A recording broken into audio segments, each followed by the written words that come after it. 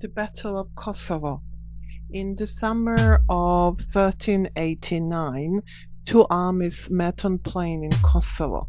By nightfall, both of their commanders were dead. One of them was Sultan of the Ottoman Empire, the only sultan in 600 years of that dynasty ever killed on a battlefield. That is also the only thing about this day that everyone agrees on. Hi, I'm Mira, and battle by battle we are walking through the wars that made the world. This is where everything changed. So, 40 years earlier, the strongest power in the Balkans wasn't the Ottoman Empire, it was Serbian. In 1346, Stefan Dusan crowned himself Emperor of the Serbs and Greeks. This title was soon enlarged into Emperor and Autocrat of the Serbs and Greeks, the Bulgarians and Albanians. His empire ran from the Danube almost to the Gulf or Corinth. He died in 1355. He was only 47. He left no successor capable of holding it together, and within 20 years it has broken into pieces that fought each other. So while Serbia came apart, something else has been assembled. It was the Ottoman Empire. It became as one small principality in northwest Anatolia, one of the dozens. We have Osman, Orhan, and Murad. Those three rulers turned it into an empire. In 1354, they crossed into Europe, and in 1369, they took Adrianople and made it their capital. Ottoman Empire was now sitting in European soil, and it was not going back. So 18 years earlier, another battle was one almost nobody remembers. September 1371, a Serbian army camped on the Marica River at Chernome. An Ottoman force attacked the camp at night, while much of the Serbian camp slept. King Vukašin and his brother was killed. This battle ended in an Ottoman victory, and Serbian power in Macedonia declined.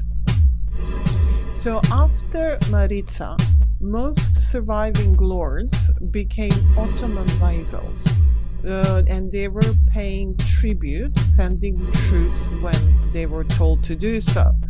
The strongest of the ones who hadn't was Lazar Hrebeljanović. He was never a king, he was a prince, holding the largest surviving Serbian state, and he tied the others to him by marrying his daughter to them. One of those sons-in-law was Vuk Branković, so please remember that name.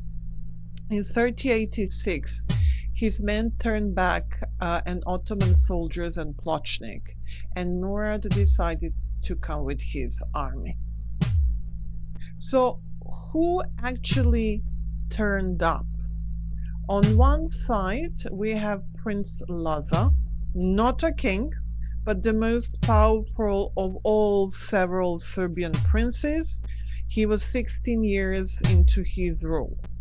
On the other side, we have Murad I, 27 years on the throne, almost all of them spent on fighting fields in Anatolia and in Europe.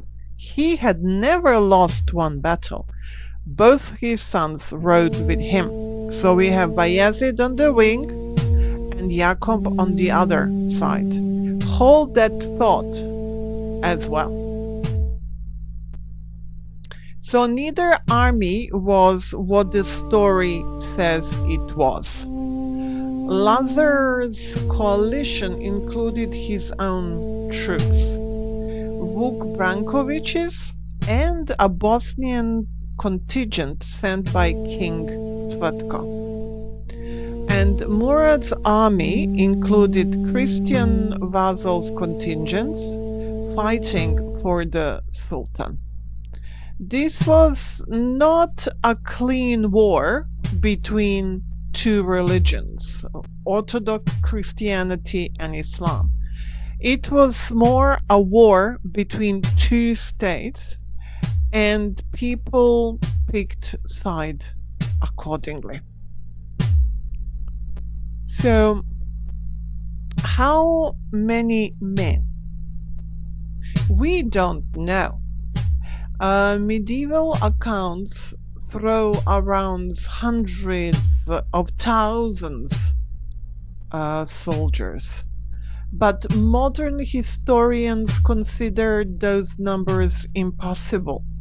Neither state could feed an army that size, let alone move it.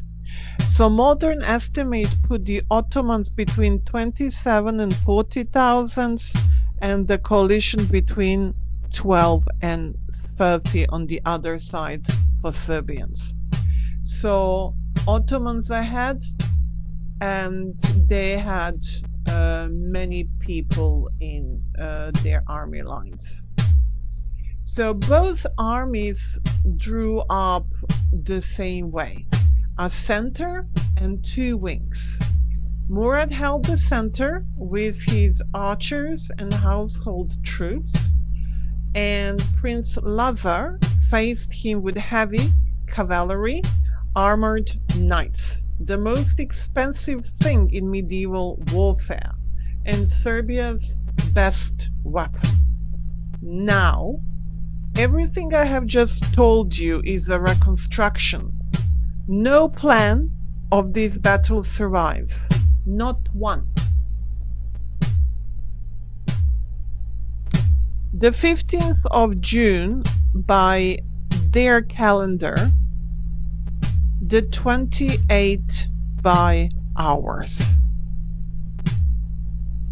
The Ottomans opened with archeries. Then the Serbians' heavy cavalry charged. And this is the part that sources agree on. They broke the Ottoman left side. The wing under Jakub gave away. And for a while it looked like a Serbian victory. But it didn't hold. On the other side, Bayezid's wing absorbed the charge and pushed forward, and Bosnian contingent went backwards. The two centers, with Murad I and Lazar, locked together and ground each other down. Thousands of men in armor in June, in the dust for hours. By the afternoon, both armies were destroying themselves. And this is where the poems put the betrayal. Vuk Branković riding off the field and dooming the Serbs. There is no contemporary evidence for this. The story appears centuries later, and we'll come back to him. Somewhere in all of that, Sultan Murad was killed. The version you have heard is that a Serbian knight named Miloš Obilić crosses to the Ottoman camp, pretending to defect, gets close enough and stabs him. The problem is this, that the earliest account of assassin in the life of Stefan Lazarević, written in 4013, doesn't give him a name. So Obilić doesn't appear for roughly another century. But for sure something happened to Murad. The details were supplied later. Lazar was taken alive. He was executed by the same day, and by most accounts, beside the body of the Sultan he had come to fight. Two rulers killed within hours of each other on the field. That is genuinely rare. So, who won? At first, Europe was certain that Christians had. Tvrtko of Bosnia wrote to Troga and to Florence announcing a great victory.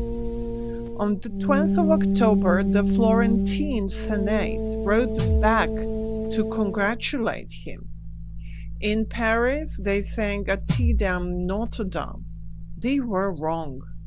Bayezid had taken the field and the throne and had his brother Jakub strangled the same day.